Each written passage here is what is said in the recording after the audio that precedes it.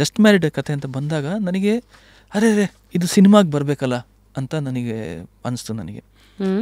ಯಾಕಂದರೆ ನೀವೆಲ್ಲ ಸಿನಿಮಾ ನೋಡಿ, ನೀವು ನೋಡಿದ್ರೆ ಗೊತ್ತಾಗುತ್ತೆ ಏನಿಗೆ ಸಿನಿಮಾ ಆಗಿ ಅದು ಬರಬೇಕು ಅಂತ. ನೀವು ಕೇಳಿದ್ರಲ್ಲ ಎಷ್ಟು ಜನ ಬಂದು what stops few people coming out of the ಬಂದು ಮಾಡೋಕ್ಕಾಗೋದಿಲ್ಲ ಏನೇನು ಅಂತ. ಅದ್ರ ಬಗ್ಗೆ ಒಂದು thing just married have it. Just married is not only about marriage ಅಥವಾ ಫ್ಯಾಮಿಲಿ ವ್ಯಾಲ್ಯೂಸ್ ಬಗ್ಗೆನೋ ಹಂಗಂತಲ್ಲ. There is something else about the just married film. Because ನಾನು ಇವಾಗ ಹೇಳಿದ್ರೆ ನೀವೆಲ್ಲರೂ ಸಿನಿಮಾ ಥಿಯೇಟ್ರಿಗೆ ಬಂದು ನೋಡ್ಬೇಕು ಅದನ್ನು. ಆ ಪ್ರೊಸೆಸ್ಸಲ್ಲಿ ನೋಡಿದ್ರೇ ನಿಮಗೆ ಅದು ಗೊತ್ತಾಗೋದು. ಸೊ ಒಂದು ಎಳೆ ಅನ್ನೋದಾದರೆ ಅದೇ ಟ್ರಿಗರಾ ನಿಮಗೆ? ಯಾಕಂದರೆ ಅದು ಬರಬೇಕು ಆಚೆಗೆ. ಅದು ಸುಮಾರು ಜನಕ್ಕೆ ಗೊತ್ತಿಲ್ಲ. ಏನು there is one point in the film that many people don't know. ಓಕೆನಾ? ಅದು ಅನುಭವಿಸಿದವ್ರಿಗೆ ಮಾತ್ರ ಗೊತ್ತಾಗುತ್ತೆ. ಅದು ಕಷ್ಟ ಆಗಿರಲಿ ಸುಖ ಆಗಿರಲಿ ಅಥವಾ ಏನೇ ಆಗಲಿ ಅದು ಅನುಭವಿಸಿದವ್ರಿಗೆ ಮಾತ್ರ ಗೊತ್ತಿರೋದು. ಅದು ಇದು ಸಿನಿಮಾಗೆ ಬರಬೇಕು ಬಾಬಿಮ್ಮ. ಐ ಟೋಲ್ಡ್ ಇದು ಸಿನಿಮಾಗೆ ಬರಬೇಕು. ಯಾಕಂದರೆ it's not about making a film business. ಅದಿದೆ, ದಟ್ ಈಸ್ ನೀವು ಟೇಕ್ ಕೇರ್ ತಗೊಳ್ಳಿ. ಬಟ್ ನನಗೆ ಇವಾಗ when we talk so much about life values ಇದ್ರ ಬಗ್ಗೆ ಎಲ್ಲ ನಾವು ಅಷ್ಟೊಂದು ಮಾತಾಡ್ಬೇಕಾದ್ರೆ ನಾವು ಸಿನಿಮಾ ಮಾಡೋದು ಅದರಲ್ಲಿ ಇರಬೇಕಲ್ವ, ಅದರಲ್ಲಿ ಒಂದು ಏನಾರು ಇರಬೇಕಲ್ವ. ಅಟ್ಲೀಸ್ಟ್ ನಮ್ಮ ಫಸ್ಟ್ ಸಿನಿಮಾದಲ್ಲಿ ಇರಬೇಕಲ್ವ. ಹೌದು. So this has to become a film. Okay, even it helps one guy in this planet. I am so much happy about that. Sure ಆ ಜನ ಓಕೆ ಮಾಡೋಣ ಅಂತ ಹೇಳಿದ್ರು. ಇಲ್ಲ ಬಮ್ಮ ನಾವು ಮಾಡೋಣ. ಓಕೆ, ನಾವು ಮಾಡಬೇಕು ಅನ್ನೋ ಇಂಟೆನ್ಷನ್ ಈಸ್ ವೆರಿ ಇಂಪಾರ್ಟೆಂಟ್. ಅಷ್ಟೇನೇ ಬಿಟ್ಟು ಇನ್ನು ಬಿಸ್ನೆಸ್ ಅಲ್ಲ ಅವರೇನೆ ಅಪ್ರೂವಲ್ ಮಾತ್ರ ನನ್ನ ಹತ್ರ ಬರುತ್ತೆ.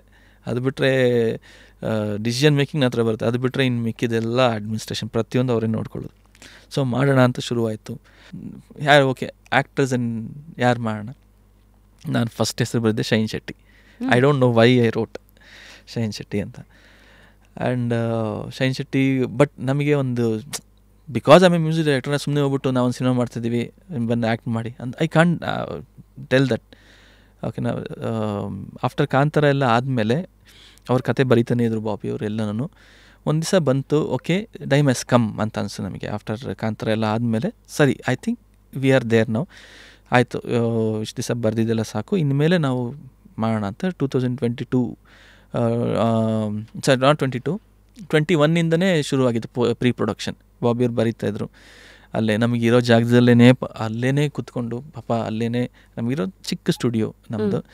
ಅಲ್ಲೇ ಕೂತ್ಕೊಂಡು ಅಲ್ಲೇ ಕತೆ ಬರೆಯೋರು. ರಿಷಬ್ ಶೆಟ್ಟಿ ಎಲ್ಲರೂ ನೋಡಿತಾರೆ, ಎಲ್ಲ ಕೆಲಸ ಮಾಡ್ಬೇಕು ಎಲ್ಲರೂ. ಸಿನಿಮಾನಾ ಬರೀರಿ, ಚೆನ್ನಾಗಿ ಬರೀರಿ ಅಂದ್ಕೊಂಡು ನಾವು ಸ್ಟುಡಿಯೋ ಒಳಗೆ ಬರೋರು ಹೋಗೋರು ಎಲ್ಲನೂ.